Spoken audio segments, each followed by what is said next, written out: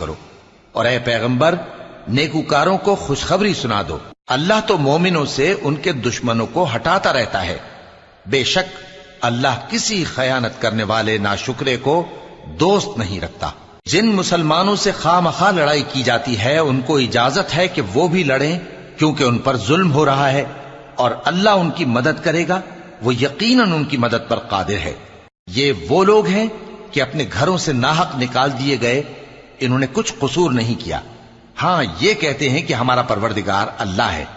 اور اگر اللہ لوگوں کو ایک دوسرے سے نہ ہٹاتا رہتا تو خانقاہیں اور گرجے اور یہودیوں کے عبادت خانے اور مسلمانوں کی مسجدیں جن میں اللہ کا کثرت سے ذکر کیا جاتا ہے گرائی جا چکی ہوتی۔ اور جو شخص اللہ کی مدد کرتا ہے اللہ اس کی ضرور مدد کرتا ہے، بے شک اللہ توانا ہے، غالب ہے۔ یہ وہ لوگ ہیں کہ اگر ہم ان